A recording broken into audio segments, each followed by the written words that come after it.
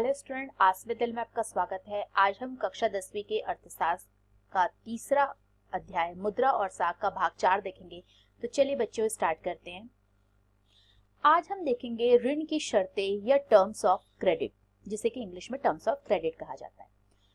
बहुत आसान है, ऋण की शर्तें से आप क्या समझते हैं। देखिए, किस आधार पर हमें ऋण या लोन मिल रहा है, वो ऐसी क्या कंडीशन होती है, ऐसी क्या शर्तें रखी जाती है, उसे ही जो होता है हम टर्म्स ऑफ क्रेडिट या ऋण की शर्तें कहते हैं। जब आपको लोन मिलता है तब आपके सामने, जैसे कि मान लीजिए कोई भी आप, मैं, कोई भी व्यक्ति अगर लोन लेता है, ऋण लेता है, तो हमारे सामने जो होता है क्या टर्म्स रखा जाता है, क्या शर्तें रखी जाती है, उसे ही जो होता है हम टर्म्स ऑफ क्रेडिट या ऋण की शर्तें कह सकते हैं। जैसे कि फॉर एग्जांपल आप समझ लीजिए कि या तो हमारे पास उस समय जो होता है टर्म्स ऑफ क्रेडिट के रूप में कुछ सिक्योरिटी के रूप में जो है रख लिया जाता है, जैसे कि जमीन रखी जा सकती है या कुछ ऐसे कागजात या फिर गहने, इस तरीके की चीजें जो है रखी जा सकती है। इसके अलावा सैलरी स्लिप रखी जा सकती है। और फिर हम देखते हैं कि कितने टाइम में एक एग्रीमेंट होता है कि हम कितने टाइम में इस लोन को जमा करेंगे। तो ये सारी जो चीजें होती है वो टर्म्स ऑफ क्रेडिट के अंतर्गत आती है। हर ऋण समझौतों में ब्याज दर निश्चित कर दी जाती है। जो भी हम लोन लेते हैं, ऋण लेते हैं, उसमें इंटरेस्ट रेट जो होता है वो फिक्स कर दी जाती है, जिसे कर्जदार जो होता है महाजन को मूल रकम के साथ अदा करता है। तो उस जो मूल रकम होती है, मान लीजिए कि अगर आप 1 लाख रुपए लेते हैं लोन और उस पे जो होता है 12% अगर वो इंटरेस्ट रेट लगाता है, तो हमें जो होता है वो 1 लाख के साथ साथ जो 12% उसका इंटरेस्ट रेट है, उसको मिला के जो होता है हमें वो पैसे उसे देने पड़ते हैं, किसे, जिससे भी हम लोन लेते हैं, है ना। इसके अलावा उधारदाता कोई भी समर्थक ऋणाधर मतलब गिरवी रखने के लिए कोई भी चीज जो होता है वो मांग कर सकता है एज अ सिक्योरिटी डिपॉजिट। देखिए, अब हम सबसे पहले देखेंगे कि समर्थक ऋणाधार संपत्ति को अगर हम देखते हैं तो ये क्या होता है। इसे बहुत आसानी से मैं आपको बहुत सरल शब्दों में समझाऊंगी। मान लीजिए कि किसी व्यक्ति को 1 लाख रुपए के लोन की आवश्यकता है, तो उसे जो होता है अगर वो बैंक से वो लोन लेने जाएगा तो उसे क्या होगा, उसे सैलरी स्लिप दिखानी होगी। तो सैलरी स्लिप के आधार पे जो होता है वो देख सकते हैं कि हाँ ठीक है, इनकी सैलरी इतनी है कि ये जो होता है ऋण का भुगतान कर सकते हैं। तो सैलरी स्लिप के बेस पे जो है उनको लोन मिल जाएगा। लेकिन मान लीजिए कोई व्यक्ति ऐसा है जिसकी की सैलरी फिक्स नहीं है या फिर जिसे जो होता है एक मंथली इनकम नहीं मिलती है, तो वो किस प्रकार से ऋण लेगा। तो क्योंकि बैंक जो होता है उनको ये सिक्योरिटी बहुत आवश्यक होती है कि मान लीजिए आप 1 लाख रुपए का ऋण ले रहे हैं, तो जो व्यक्ति वो ऋण ले रहा है उसके पास वो पैसे हैं या नहीं, वो इस पैसे को चुका पाएगा या नहीं चुका पाएगा।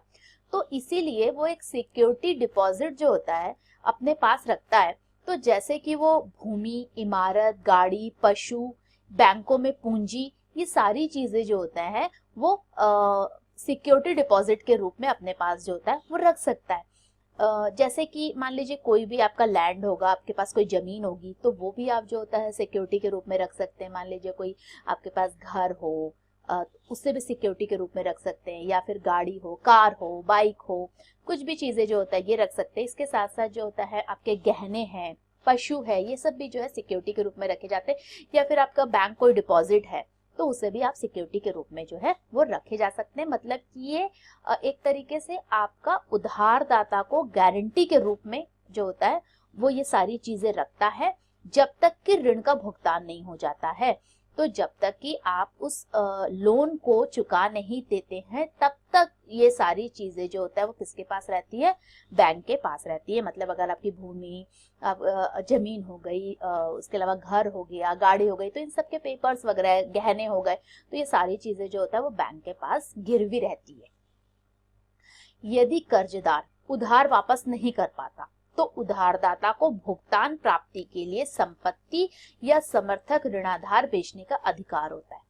अगर मान लीजिए मैंने 1 लाख रुपए का लोन लिया, लेकिन आज ऐसी कंडीशन हो गई कि मैं उस लोन को नहीं चुका सकती हूँ, तो जो भी चीज मैंने एज ए सिक्योरिटी रखी हुई है, डिपॉजिट की है, चाहे वो मेरा घर हो या फिर कोई गाड़ी हो या फिर मान लीजिए कि कोई जेवर हो, तो बैंक जिसके पास भी मैंने एज अ सिक्योरिटी जिससे भी मैंने लोन लिया है, तो उसके पास ये अधिकार होता है कि वह मेरी इस चीज को जो होता है, जो मेरे पास जो उधार जो उनके पास रखा गया है, उस चीज को वो जो होता है जब्त कर ले, मतलब वो जो होता है बैंक की चीज हो जाएगी, और चाहे तो वो उससे बेचकर जो है वो लगभग वो पैसा प्राप्त कर ले। तो इस तरीके से इसीलिए जो होता है एज अ सिक्योरिटी के लिए ये जो संपत्ति होती है वो भी रखी जाती है। संपत्ति जैसे कि जमीन, बैंकों में जमा पूंजी, पशु इत्यादि जो होता है समर्थक ऋणाधार के आम उदाहरण हैं, जिनका उपयोग कर्ज लेने के लिए किया जाता है। जैसे मैंने बताया कि ये सारी चीजें जो होते हैं, अगर आपके पास एक फिक्स सैलरी नहीं होती है, आपको लोन की आवश्यकता है, तो किसी भी चीज के लिए, आपको अपने बिजनेस बढ़ाने के लिए लोन चाहिए, आपको कोई भी चीज के लिए लोन चाहिए, आपको कृषि से रिलेटेड कुछ काम के लिए लोन चाहिए, तो ये सारी चीजें जो होता है एज ए सिक्योरिटी डिपॉजिट कर ली जाती है और इसके बिहाफ पे आपको लोन प्रोवाइड कर दिया जाता है। ये एक आप उदाहरण देख सकते हैं कि किस तरीके से जो होता है पर्सनल लोन दिए जाते हैं। इसी पर्सनल लोन की अगर हम बात करें तो हाउस लोन भी जो होता है वो एक तरीके का पर्सनल लोन होता है।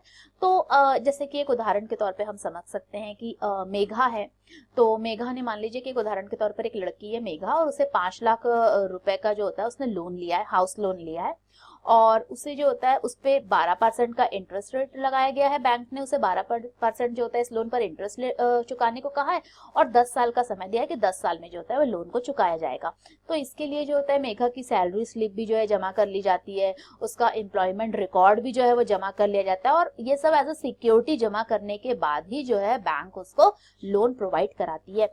तो ये सारी जो चीजें जो हमने सिक्योरिटी के रूप में जो जमा वगैरह किए हैं, ये सारी चीजें जो होता है टर्म्स ऑफ क्रेडिट में आ जाएंगी। यही सारी चीजें ऋण की शर्तों के अंतर्गत आती है, और इस शर्तों को पूरा होने के बाद ही ऋण जो है प्रदान कर दिया जाता है। अब हम देख सकते हैं, देखिए जो ब्याज दर होता है, समर्थक ऋणाधार है, आवश्यक कागजात और भुगतान के तरीकों को सम्मिलित रूप से ऋण की शर्तें कहा जाता है। ये सारी चीजें जो है वो टर्म्स ऑफ क्रेडिट कही जाती है।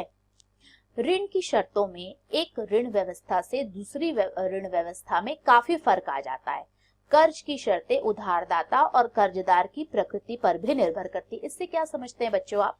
इससे यह है कि देखिए ऋण जो होता है, लोन हम कहाँ से और किससे ले रहे हैं, इस पे भी बहुत कुछ डिपेंड करता है। मान लीजिए कि अगर आप लोन अपने भाई से या अपने फ्रेंड से लेते हैं, तो वो लोन जो होता है उसकी व्यवस्था अलग होगी, और अगर आप किसी साहूकार से लेते हैं तो उसमें अलग व्यवस्था होगी, और अगर आप वही लोन जो होता है बैंक से लेते हैं तो वहां पे जो होता है अलग व्यवस्था होगी।